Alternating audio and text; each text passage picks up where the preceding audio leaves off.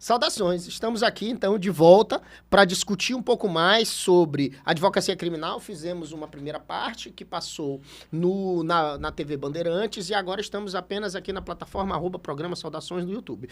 Vamos dar continuidade ao trabalho, a gente já conhece, Adelmano está aqui comigo, meu amigo, meu irmão, advogado criminal. Vamos falar especificamente, Adelmano, sobre advocacia criminal. Continuando aquele papo que a gente já vem, então fala o que tu tem percebido nos processos, porque assim, eu tenho sentido uma dificuldade muito grande, porque eu ouvi um dia desse um cara comentando, ele fez um comentário comigo, ele disse o seguinte: foi um grande problema, eu acho que o start negativo dessa temática todinha foi lá atrás, quando nós tivemos o impeachment da presidenta Dilma. E aí esse cara, ele achou que aquele foi o ponto principal. Eu acho que eu ainda preciso refletir um pouco na história para saber se realmente foi aquele ponto. Mas eu vou te explicar por que ele colocou. Ele disse naquele momento em que o ministro Ricardo Lewandowski, presidindo a sessão do impeachment da Dilma, na segunda fase, que ele não aplica a pena de inelegibilidade dela e simplesmente caça o mandato, mas não aplica inelegibilidade, alterando o texto constitucional, ele politicamente ele altera a política. O judiciário interferiu de forma muito forte, impactante na política. E aí isso aconteceu. Quando isso acontece, e aí a discussão é até o impeachment. O impeachment é um instrumento legítimo, constitucional. Eu mesmo defendi o impeachment, por muitas vezes. Mas assim, o impeachment foi, de uma certa forma, e aí eu não estou puxando o lado, não, dizendo se está certo, se está errado, não é isso, não. Eu estou querendo te trazer um ponto seguinte. Quando tu tem uma alteração do poder judiciário a esse nível, no maior cargo do poder executivo, tu tem uma influência muito grande do poder na política. E aí, a partir daquele ponto, tu começou a perceber que começou a haver muitas incursões jurídicas na política. E política no judiciário, uma interdependência entre esses dois poderes. E a gente viu Lava Jato, a gente viu Mensalão, a gente viu uma mistura muito grande. E tanto no primeiro grau, assim como nos tribunais superiores e no Supremo Tribunal Federal. A gente viu isso no Brasil, a gente tem visto isso nos últimos 10 anos com muita força. 10, 15 anos com muita força. Nos últimos 10, mais ainda, assim, encorpada, descarada, essa relação. E aí, o que aconteceu, Adelmano, foi que os políticos começaram a perceber o caminho do judiciário. Para influenciar na política. Para voltar a influenciar na política. E eu falo de tribunais de justiça, de cortes eleitorais, eu falo de Supremo Tribunal Federal, de Superior Tribunal de Justiça. E aí tu tem um monte de gente que não tem vocação para ser juiz. Sim. Que está lá no Poder Judiciário fazendo decisões. Veja bem, eu vou te dar um exemplo específico, eu nem vou falar de ninguém.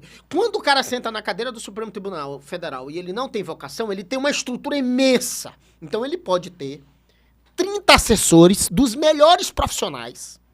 O melhor criminalista, o melhor penalista, o melhor constitucionalista, o melhor administrativista. Se ele simplesmente se despir dos seus interesses políticos, senta lá, com essa bancada de profissionais ímpares, porque vai poder pagar um super salário para todos. Dá uma estabilidade em quem não quer ser assessor do ministro do Supremo Tribunal Federal.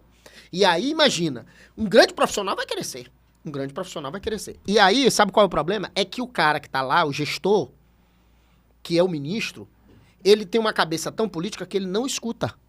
Ele não quer... Ele não diz assim pro cara, existe um processo.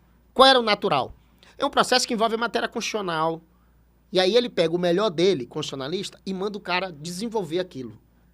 E aí ele recebe, analisa com o cara, aprende e vai lá e traz para o Poder Judiciário. Ele não faz isso. Ele faz o seguinte: ei, constitucionalista, eu quero essa resposta.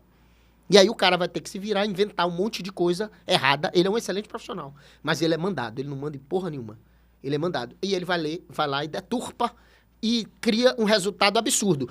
Por que eu falo isso? Porque eu sou constitucionalista e eu vejo o tempo todo resultados, assim, escatológicos, resultados absolutamente equivocados, advindo de ministros do Supremo, de ministros do STJ, advindo de tribunais de justiça, pessoas que, assim, eu nem quero dizer que essas pessoas são incompetentes. Eu quero dizer que as decisões são incompetentes. Não são as pessoas, porque eles são competentes, só que os interesses políticos estão pujando a questão, e os assessores deles também são competentes. Porra, no Tribunal de Justiça, de qualquer estado, tu tem como contratar os melhores professores, os melhores teóricos, os melhores profissionais, entendeu? Mas ainda assim tu tem resultados medíocres. O que é isso? A política no direito, o direito na política. É um problema muito sério. A gente tem percebido isso com alguns anos, Ademone. Eu já tenho percebido isso. Eu sei que tu lembra. Eu vou fazer um retrato que a gente fez. Eu lembro de uma palestra que eu ministrei no mesmo congresso que você, há uns 10 anos atrás, que foi ali no hotel, ali, naquele hotel, eu esqueci o nome do... Rio Poti Hotel. Rio Poti Hotel, em que eu falei sobre a questão... Congresso Lenin Streck. Não, a discussão lá... a minha fala... Processos criminais que foi no... sobre... no Blue Tree. Lá, não era nem Blue Tree que chamava, acho que não, eram 4 rodas aí? Não lembro qual era o nome. Não, mano, tu estava lá, tu estava na bancada, sim. E eu estava dando uma palestra falando da decisão da ministra Rosa Weber sobre criminalização em direito ambiental. Sim. Que eu estava falando daquele erro. E estava falando dela, pessoalmente, que era uma ministra de formação de direito do trabalho, que mal direito do trabalho ela sabia, e vai lá interferir da tese de toque no direito criminal no Brasil. É uma merda. Porque tu tens a pessoa que tem zero competência para aquilo e não escuta os assessores, porque os assessores, certamente ela tem muitos assessores muito competentes, que sabem mais do que eu naquela tese.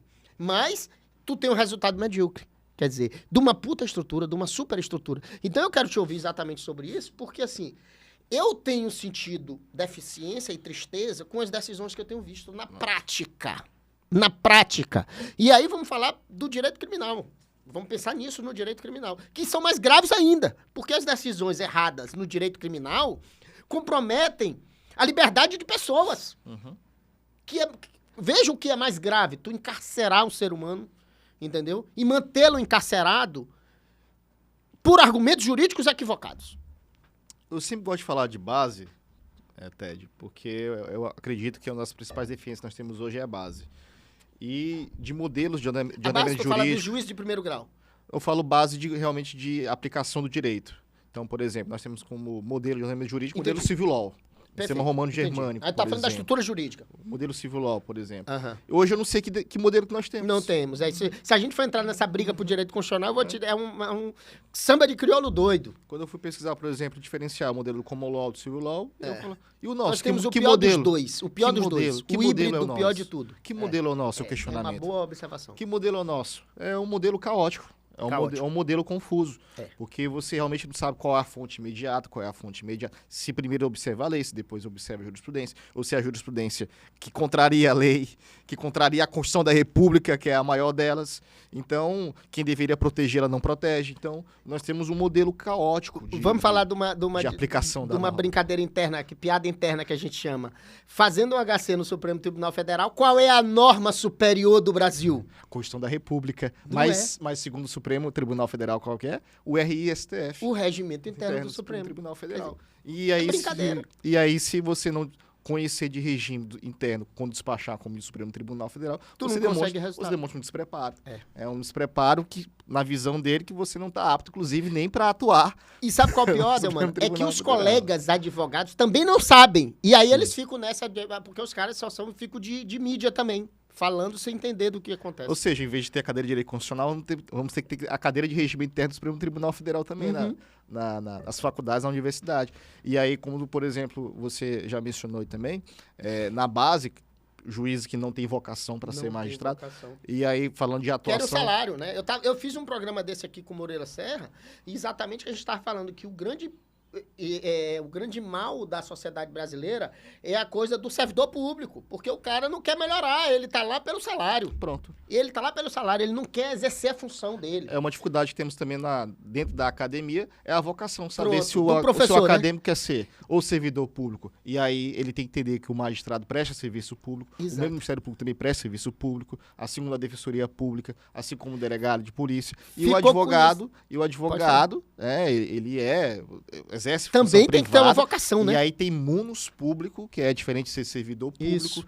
Então, tudo isso, muitas vezes, é até difícil de identificar. O acadêmico não tem, ainda falta identificar e preparar, direcioná-lo para a sua vocação. Saber qual é a vocação. E muitas vezes o interesse... Não, Professor, estou aqui porque eu quero ter estabilidade. É isso. Eu quero só passar no concurso, eu só quero terminar o curso. Ele começa lá no início, muitas vezes é aquela brincadeira. Ele começa querer ser juiz por causa do poder. Isso. E ainda hoje tem o poder, a coisa do poder. É por causa do poder. E aí, muitas vezes, hoje, o profissional, até para alcançar cargos, ele não precisa só de habilidades nas redes sociais e de estudo, que é o principal, mas tem que ter habilidades políticas também.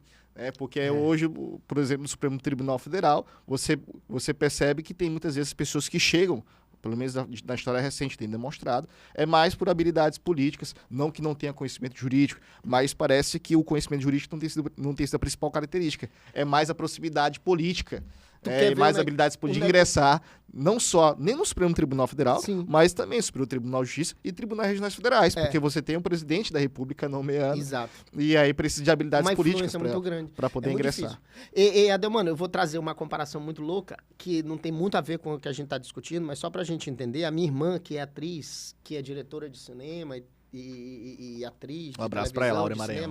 Minha amiga também. Sabe o que ela me disse? Ela disse, Ted, nós temos um problema hoje no mundo do cinema, no mundo da televisão, que os diretores de televisão agora, tem uma equipe lá que eles fazem a contratação, eu esqueci o termo que eles usam para esse profissional, eles só contratam as pessoas que têm não sei quantos milhões de seguidores. Então, assim, não interessa se tu é um bom profissional, para tu estar no filme tal, tu tem que ter tantos milhões de seguidores.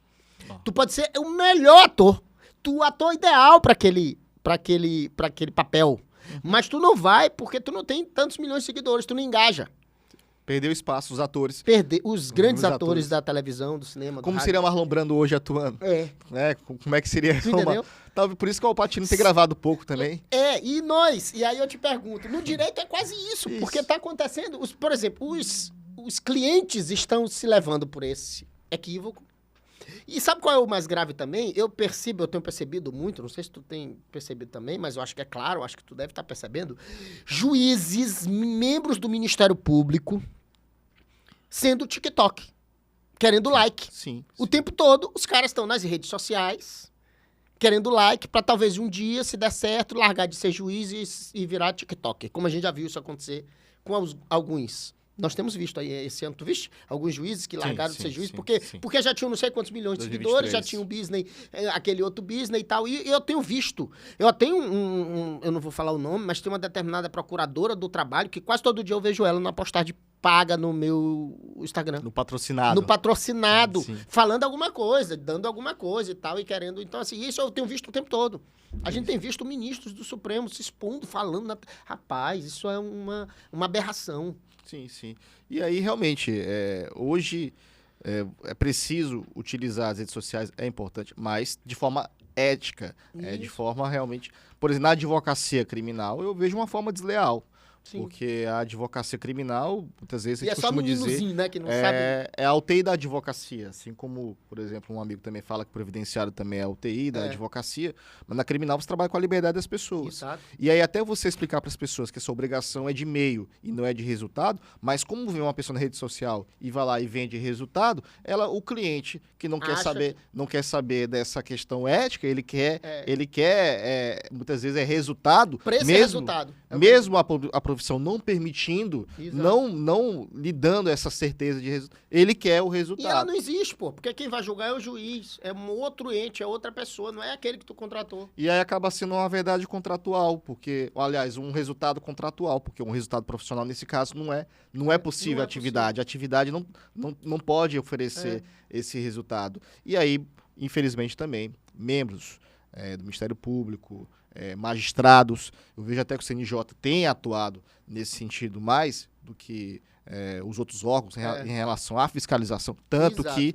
falou, ou você é coach ou você é juiz. Você não pode ser os dois. Se você ou escolhe ser coach e saia da magistratura, ou continue na magistratura, continue exercendo aí a sua função como juiz. Então, por exemplo, se um juiz utiliza a rede social para comunicar, realmente tá na vida pessoal, tudo bem. Mas para vender também, dar impressão para a sociedade, muitas vezes aconteceu em operações. Exato, depois dá satisfação. Para dizer que... Julguei assim por isso. E querer muitas vezes jogar até contra o processo. Isso. Falando que... E ele acaba sendo, por exemplo...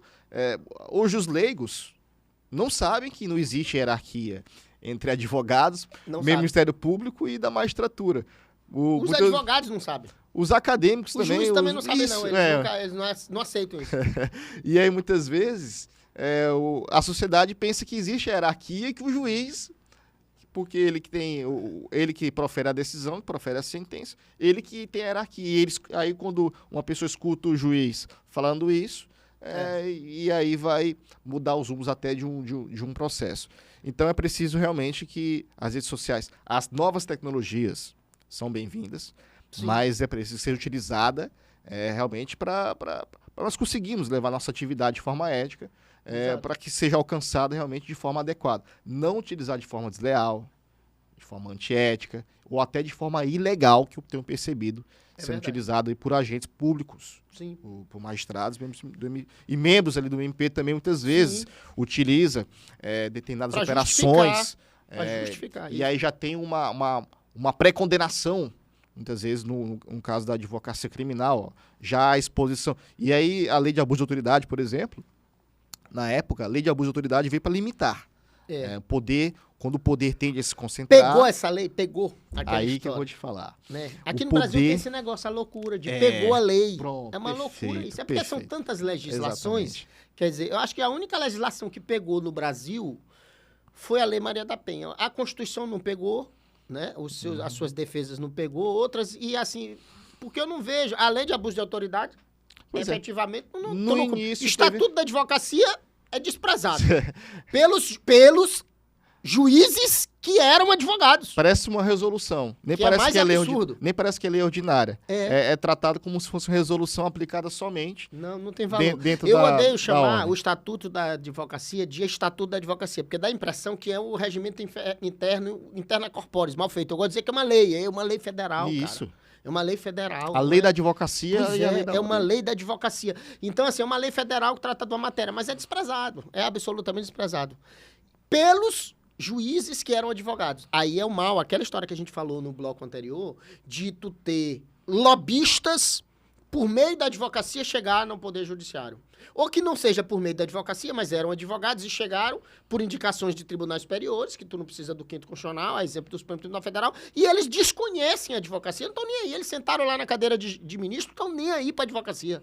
Simplesmente não importa, entendeu? Porque eles estão em outro lugar. É a história do lugar de fala. Ele esqueceu. Não tem... Sabe por quê? Porque ele não tem memória afetiva. E pior, que os que têm memória afetiva também não cumprem. Também não estão nem aí. Esqueceram disso. E, infelizmente, também, Ted, você vê muitas pessoas exercendo ilegalmente a advocacia. Tu já viu uma discussão que os caras estão querendo agora criar a seguinte questão. Existe um projeto de lei agora que eles estão votando para que os bacharéis em direito possam trabalhar nos escritórios de advocacia.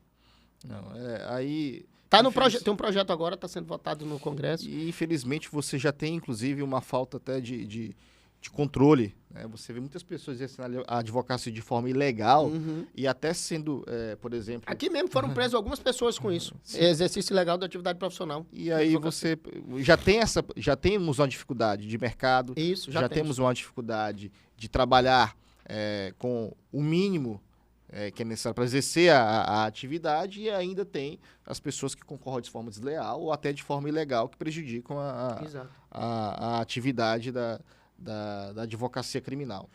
O advogado tem que ser aguerrido, aquela expressão lá de Sobral Pinto, né? A advocacia não é profissão de covardes. Não é profissão de covardes. Eu tenho visto que quem fala isso, no geral, só trabalha com lobby, não pensa em advocacia propriamente dito. Porque a discussão aí, ela tem a ver, Adalmano, com, por exemplo, quando tu tem um juiz que naquele momento está agindo equivocadamente, seja por qual motivo, a grande vantagem que eu percebo do advogado, o cara que conhece o direito, que sabe o que está fazendo, é o duplo grau de jurisdição, ou seja, tira a merda do processo, porque ele vai decidir e a gente vai para cima recorrer. E seja o que ele fizer, certo ou errado que esteja na cabeça dele, a gente vai, CNJ, corregedoria e mais, o mais importante de todos, recurso. Acabou, recurso. cara decidiu, sentenciou, acabou a participação dele naquele processo. Sim. E nós continuamos, nós somos advogados das partes, nós subimos com o processo. Às vezes até o Ministério Público mesmo, que está ali naquele negócio, por uma questão de organização institucional, não será outro que irá dar seguimento a esse processo lá em cima. Eu digo, a gente leva um processo na base e tem dificuldade, eu não fico preocupado quando eu tenho um juiz fazendo birra, e às vezes equivocadamente, porque a gente leva para o tribunal, e se o desembargador fizer birra, a gente leva para o plenário, leva para a Câmara, e depois sobe, vai para o STJ, do STJ vai para a turma, e da turma vai para o plenário, e do plenário vai para o Supremo, e do Supremo também, depois recorre a Deus. Então a gente sobe, eles não podem subir. Então assim, e tem gente, a gente fica muito apegado, é aquela história da empáfia do juiz, o cara acha que ele vai, tu não é o dono do mundo, cara. Tu decide essa merda aqui nesse mundinho teu, pequeno. Então, assim, eu gosto muito mais da profissão do advogado, até já é uma decisão até minha mesmo. A gente, no começo, eu até tentei por um tempo, eu sempre tive vocação para ser advogado, a minha vida inteira. Por algum momento, eu até pensei em fazer concurso, mas, assim, há muitos anos que eu abandonei essa ideia, nem concurso nenhum, eu não quero, eu gosto da advocacia, porque eu acho que nós somos muito mais amplos, nós podemos. Eu sempre fui um constitucionalista e a gente é muito mais amplo. E essa história é para ser limitado. Adamanso, tu quer ser funcionário público, delegado de polícia que seja, ou juiz, tem que viver aquele mundo. Teu mundo é aquele. E não dá pra tu ficar achando que tu é TikTok, tu vai saber de tudo e tu vai ter que interferir em tudo. Não pode, cara. E quando você mencionou, Ted, sobre o duplo grau de jurisdição, lembrei um grande professor que eu tive na faculdade, o professor Altamiro de Araújo Lugan Filho, que tá lá em Araguaína, pernambucano. Mandar um abraço pra ele, se ele estiver nos assistindo, eu até vou mandar pra ele manda o link pra ele. O programa, esse segundo bloco, que também é o primeiro, que ele costumava brincar muitas vezes em sala de aula, é até uma piada comum na comunidade jurídica, que muitos juízes pensam que são deuses e outros têm a certeza de que são. Mas ele mencionava isso num tom de brincadeira, porque nós temos o princípio do duplo grau de jurisdição que você mencionou, que está previsto expressamente na Convenção Americana de Direitos Humanos, que decorre da falibilidade humana. O juiz também é uma pessoa humana. Ele também comete erros. E em relação à falibilidade humana, para isso que existe a possibilidade de recorrer da decisão. Então, você vê, por exemplo, de juízes que ficam chateados quando presta informação de habeas corpus. Isso. Porque você vê... Se tu fizer qualquer recurso, qualquer coisa... Eu tive uma demanda um dia desse no juiz do trabalho, em que eu fiz o embargo de declaração, ele ficou puto, disse que ia me multar. Aí o que é que eu fiz? Meti um mandado de segurança nele. Então, assim, esse pessoal é doido. E aí, por exemplo... O trabalho é esse. Nosso trabalho é esse. Por exemplo... Falhas que nós temos nos sistemas de justiça criminal, perdão. Lá no recurso de distrito, nós temos o efeito regressivo, que é a possibilidade do juiz se retratar. Se entender que houve não equívoco. Faz isso. Eu nunca vi, assim, aí não tenho dados, né? Eu não posso falar de forma leviana, mas é raro. É raríssimo você ver conversando com acontecer um juiz de retratação sobre isso. Eu estava conversando com o magistrado essa semana sobre isso. Eu disse, rapaz, o grande problema, porque eu estava conversando com o magistrado, e aí eu disse assim, meu amigo, um cara muito influente, um magistrado muito influente, pujante na atividade da magistratura, eu disse, e a gente estava falando sobre essa coisa da judicialização e da conciliação. Eu disse, eu sou contra a conciliação, esse excesso de conciliação aí, desnecessário, porque eu acho que talvez só porque os julgamentos estão errados. Então, como estão equivocados, são lentos e ineficazes, aí tu tenta fazer conciliação. Eu não gosto de conciliação, não gosto, porque eu sou um advogado contencioso, de verdade. Eu sempre disse isso, falei pro Cleópis aqui, falei para esse juiz, eu gosto do contencioso, porque a minha formação é essa. Da advocacia, do contencioso. Aí ele disse, não, porque os advogados atrapalham o processo porque ficam recorrendo demais. Eu disse, compadre, os juízes estão decidindo errado e não tem a humildade de dizer, de reconsiderar nada. E a gente fica criando um monte de processo, de argumento, porque o cara tá julgando errado, ele não tá fazendo o papel dele. E eu até disse, com relação a isso, eu disse, olha, eu sou um advogado processualista. Ou seja, as minhas demandas, na maior parte das vezes, são processuais, porque mérito, compadre, o cara julga. É um absurdo no Brasil, mérito não existe no Brasil, não existe estabilidade de mérito no Brasil, não existe, o cara julga um de um jeito, o outro do outro, o outro do outro, outro do outro é uma merda, o mesmo juiz que julgou de um jeito, amanhã ele julga de outro, porque o interesse pessoal se sobrepõe, mas no processo, é onde eu bato, pelo menos no processo, na forma, que é o que a gente tá falando, os caras também querem julgar diferente, aí eu disse, não, alto lá. Na forma, não. Na forma, você vai ter que jogar desse jeito. Por isso, um monte de recursos que a gente é obrigado a fazer. Porque os caras, seja porque ele quer manipular o processo, ou seja porque ele não sabe o processo. Pronto. Que é um problema. Eu tenho amigos juízes vocacionados do processo penal que, por exemplo, quando vão lá, na primeira fase do júri, na decisão de pronúncia, se ele tiver dúvidas, ele não pronuncia, e a consequência é a impronúncia. Só que tem aquele princípio cultural que não tem previsão do pró-societá, que não existe um processo penal. Não existe. E aí, recentemente, o Superior Tribunal de Justiça, o Supremo Tribunal Federal tem reconhecido que não existe duplo pró-societá, mas você vê ainda tribunais de justiça, ainda, desembargadores ainda com essa mentalidade ainda inquisitória, ou então neo-inquisitorial, de que vigora, sim, dupla societária na primeira fase do júri. E aí você vê, por exemplo, o juiz, que ele vai lá, ele impronuncia, e aí o Ministério Público interpõe o recurso de apelação, porque na impronúncia aqui cabe a apelação, e aí chega no tribunal, o tribunal reforma, inclusive o juiz até, de certa forma, punido ou perseguido dentro do próprio Tribunal de Justiça. Por julgar correto. E aí nós temos essa dificuldade hoje de correr nem contra o relógio, correr contra a própria Constituição da República. Exato. E aí nós temos realmente, como te falei, precisamos primeiro organizar a casinha, primeiro organizar nossa base difícil, porque teórica. A base está desorganizada. Organizar nossa base teórica. Tá desorganizada. Precisamos organizar nossa base teórica. Nós temos um sistema hoje confuso, caótico, de aplicação do direito, e depois conseguimos efetivar a aplicação prática da nossa legislação, nossa teoria. Principalmente a maior delas, que é a nossa Constituição da República Federativa do Brasil. Tu tem acompanhado, Adelmano, agora na parte prática, muitas falhas dentro do processo penal, na tua prática penal, na tua atividade? Tu tens se deparado com muitas nulidades? Muito. E aí, muitas, assim, impressionam, assustam, né? Muitas vezes tem aquelas questões lá de provas e tudo mais. Sim. Só que realmente, muitas vezes, tem questões ali que são aberrantes, assustam, são processuais, né? Mesmo, né? Meu primeiro tribunal do júri, Ted, foi aos 21 anos de idade, na cidade de Feira Nova, próxima do Riachão. Então, inclusive, mandar um abraço pro pessoal de Riachão, Carolina, região Tocantina ali. Um beijo pra região Tocantina, Imperatriz, que também Carolina, nos acompanha, o programa chega lá, chega lá nos grupos lá também, dos colegas advogados, da comunidade jurídica também. Bandeirante, passa lá na região de Imperatriz. Na televisão, chega lá. O meu júri foi aos 21 anos de idade lá em Feira Nova, no Riachão, e aí eu lembro que eu precisei na época, quem fez júris com idade mais... que fez mais jovem, né? Foi Evandro Luiz e Silva. Sim, quem não conhece Evandro Luiz e Silva. Quem não conhece. Direito e da advocacia criminal, Evandro Luiz e Silva. Que inclusive advogou, tem um podcast muito interessante que é Praia dos Ossos, que comenta o caso ali da Leila Diniz. Exato. O pessoal chamava de Pantera de Minas. E também do Doc Street, um caso interessante que quiser acompanhar também. Evaristo de Moraes também fez júris com menos de 21 anos de idade. Olha as referências que nós estamos falando. Rui Barbosa. Pronto. Tá falando de Evaristo, tem que falar de Rui. Olha as referências que nós estamos falando. Hoje a gente falar isso, nós somos nostálgicos. Pontes de Miranda, que era um acadêmico. Pontes de Miranda, que era um acadêmico. Hoje a referência é o advogado. Não era um grande advogado, assim, de atividade, conhecido como grande advogado, mas um teórico ímpar. Pra mim, o melhor do Brasil, o maior do direito, o maior teórico, doutrinador do Brasil, pra mim, sem dúvida, sem medo de errar. Pontes de Miranda. E o melhor e maior advogado. Aqui o cara da advocacia, o cara que materializava o direito. O Rui de Oliveira Barbosa. Rui Barbosa. Então, assim, os dois, pra mim, são minhas duas referências no Brasil, são esses dois. E aí, Ted, nessa cidade... Essa turma nunca nem leu isso, nunca ouviu falar. E aí, esse tribunal do júri, o meu primeiro foi marcante, a primeira a gente nunca esquece, inclusive foi com o Miguel Vinícius, um grande advogado também, que já nos deixou.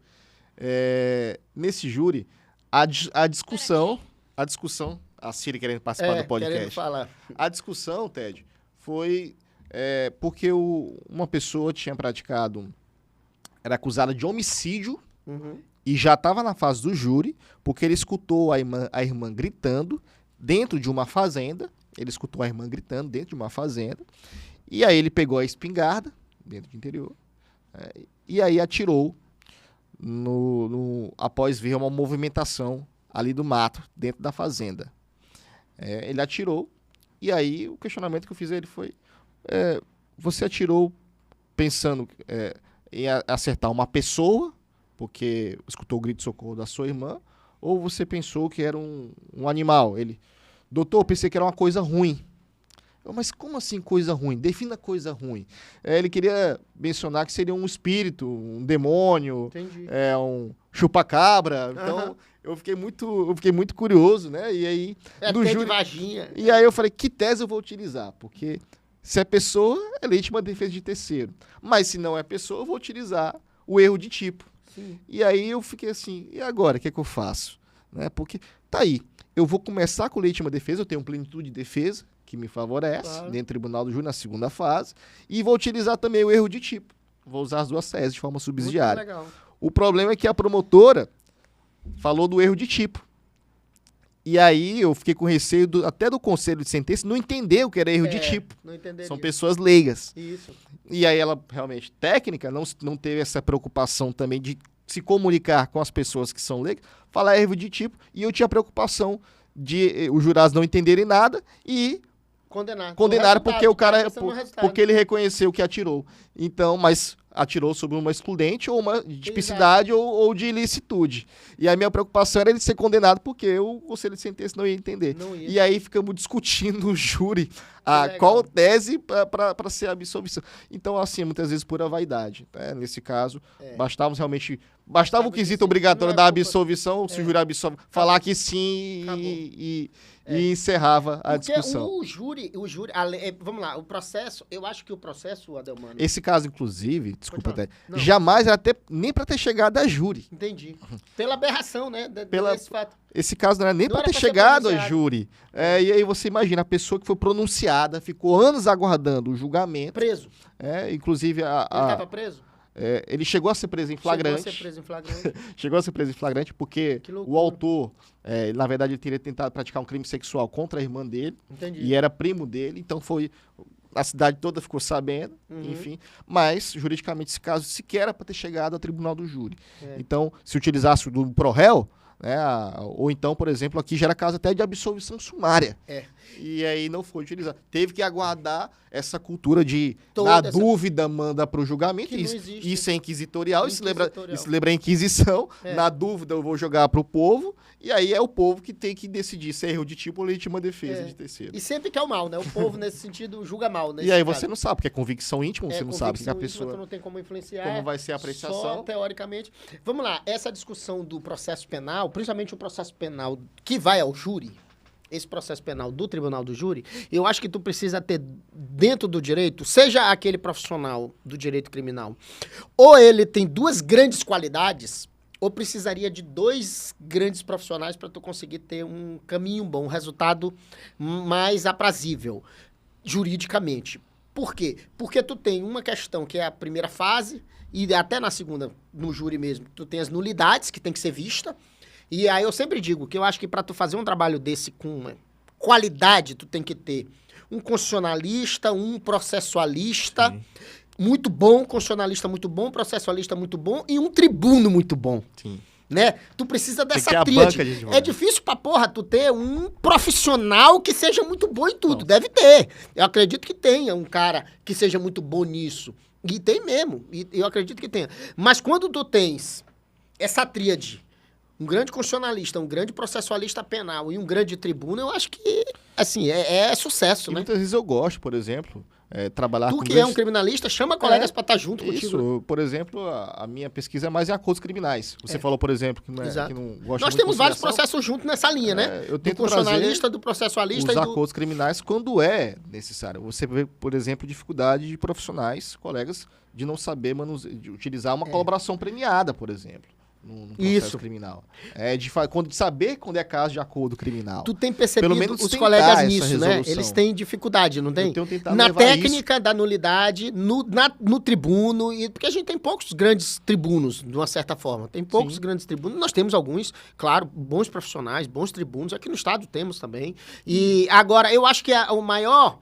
Eu acho que tribunos até tenho, mas eu acho que a dificuldade daqui... do Maranhão, especificamente falando, é aquele cara técnico processual, além de ti, processualmente falando, assim, do cara do processualista penal. Um constitucionalista no direito penal, acho que um dos poucos que ainda faz incursão sou eu no direito penal. Eu não sei se tem outros aí, tu me corrige se eu estiver errado, mas o processualista penal, tu és um cara que eu sei que é muito bom de processo penal. No geral, eu sinto uma deficiência nesse setor aí, do grande processualista penal nos processos criminais aqui do Estado. Uma crítica, por exemplo, que eu vejo dos colegas. Entendeu? O processo, você levou, inclusive, alguns processos recentemente aqui ao Supremo Tribunal de Justiça, ao Supremo Tribunal Federal. Para muitos advogados, o processo erra no Tribunal de Justiça. É absurdo. Aí eles acham assim, aquele escatológico. Eles acham. E a gente leva o processo do Supremo.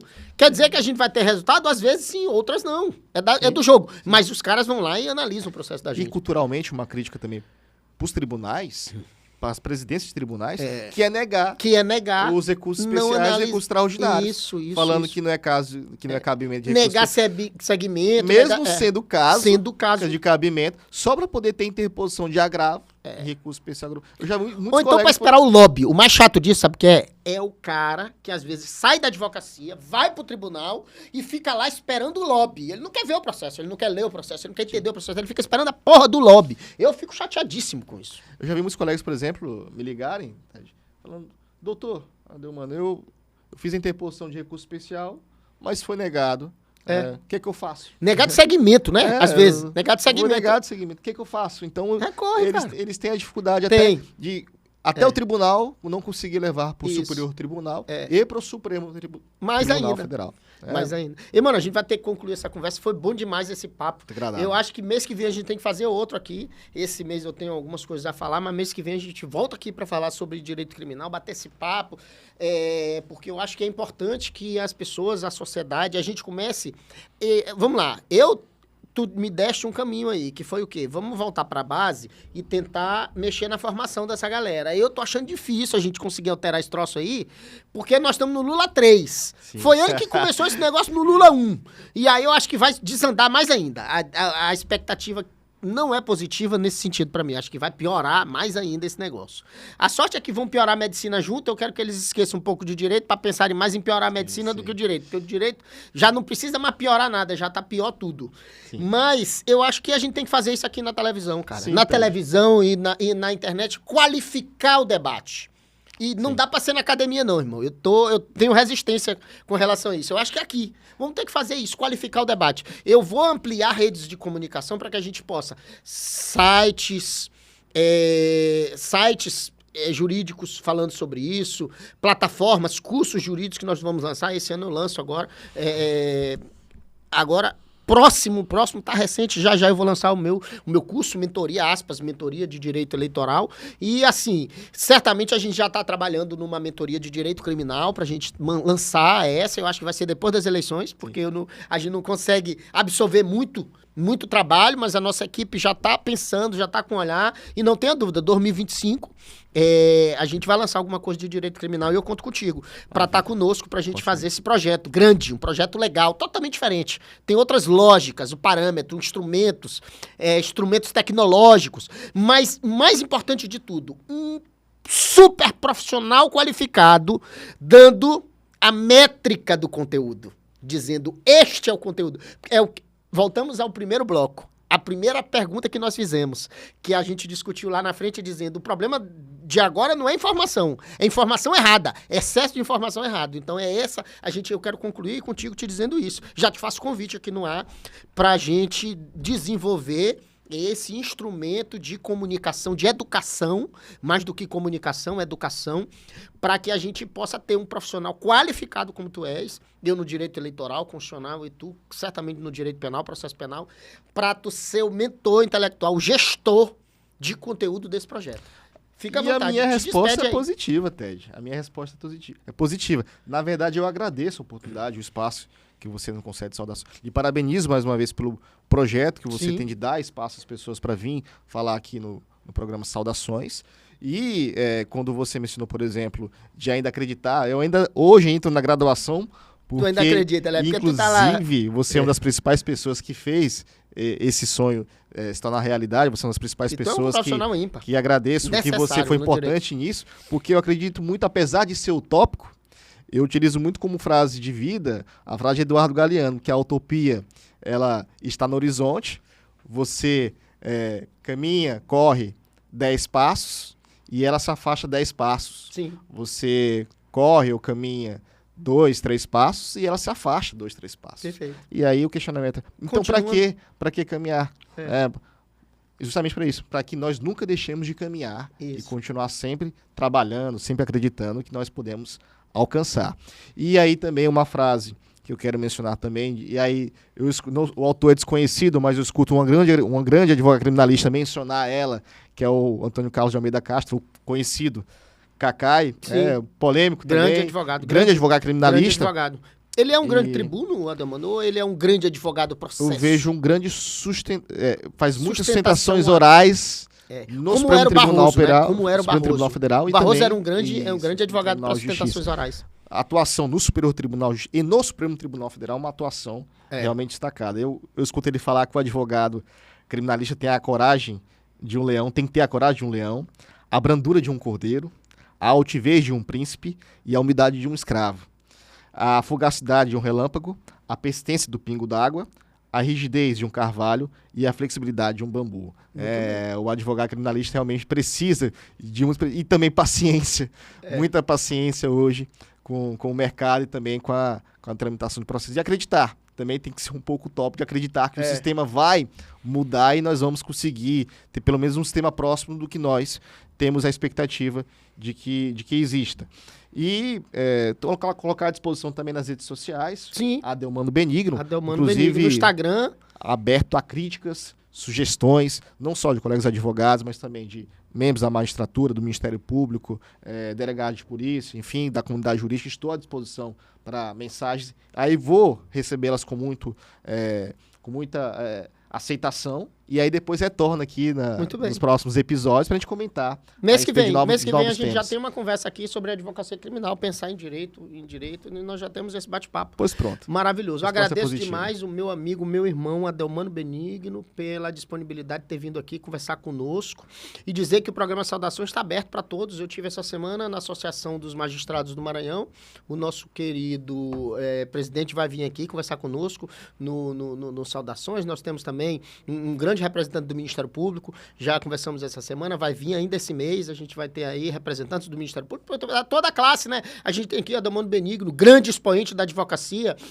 Teremos também aqui nessa bancada juízes conhecidos, também teremos membros do Ministério Público. Eu acho que a única coisa que falta, o único profissional, tipo delegado de polícia, esteve aqui conosco agora. Professor Cleópatra. Então, assim, eu acho que defensor público, Adelmano, nunca tive um defensor público aqui na bancada para conversar comigo. Grandes defensores públicos aqui no estado do Maranhão. E é uma área que precisa muito. Há 10 anos atrás você tinha muita dificuldade de cidades próximas daqui que não tinham defensores públicos. Né? Vou chamar um defensor para vir conversar comigo e dizer que esse projeto está crescendo. Está lançado, os dados estão lançados. 2024 a gente tem esse projeto grande aí no direito eleitoral e vamos ampliar o grupo Saudações, plataforma, artigo, vídeos, uma série de coisas. E 2025 a gente tem novidade aí na área do direito criminal, projetos de estudo, de plataforma nesse sentido. E também agradecer especialmente ao Groove, esse maravilhoso estúdio. Ian, tu consegue mostrar o estúdio como tá lindo? Olha aí como tá bonito esse estúdio novo, essa mesa gigantesca, coisa mais linda. 6 pessoas, Adelmano. Excelente. Agora nós vamos fazer aqui um debate. Já dá para fazer com 6, Ian? Dá para fazer com 6. Vamos fazer aqui, então, quem quiser conhecer esse estúdio, entre em contato aí. O Instagram, como é o Instagram, Ian? O Que Podcast. Dá pra fazer um colegiado aqui, né? Dá pra trazer um colegiado. Eu vou fazer aí, vou marcar um diálogo aqui nesse belíssimo estúdio. Sem sombra de dúvida, a melhor estrutura do estado do Maranhão para estúdio, de competência. A gente tem aqui o grande Ian, que é a mente da informática na edição, é o cara que trabalha aí conosco, está conosco no Projeto Saudações, ainda bem, ele aceitou. Um abraço para nossa querida Clícia, que está aqui conosco, o Wellington, tem um grupo grande, Moreira Serra, tem muita gente conosco, graças a Deus a família está crescendo, ano que vem a Adelmano Benigno vai estar com o projeto, com a gente, então é isso aí. Desejar, então, um final de semana maravilhoso para todos. Se você estiver assistindo esse programa num dia de semana, uma boa e excelente semana para você. Dizer e pedir, solicitar ao grande arquiteto do universo que nos proteja, que é Deus, Deus nos proteja. E até o próximo episódio. Grande abraço, agradecendo meu irmão Adelmano Benigno. E parabéns para as mulheres também, né? Parabéns para as mulheres. Amanhã, Dia da Mulher, e quem assistiu esse programa já passou, porque esse programa tá passando agora dia 7 de março, e amanhã é Dia das Mulheres. Quero parabenizar minha mulher, Minha noiva, Tayana Brito, um abraço pra ela. Pronto. Minha mãe também, Maria Dias, e todas as mulheres aqui que nos Não, assistem. o programa tá agora, hoje, Dia da Mulher. 8 de março. Isso. 8 de março. Parabéns a todas as mulheres. Em especial. Tchau.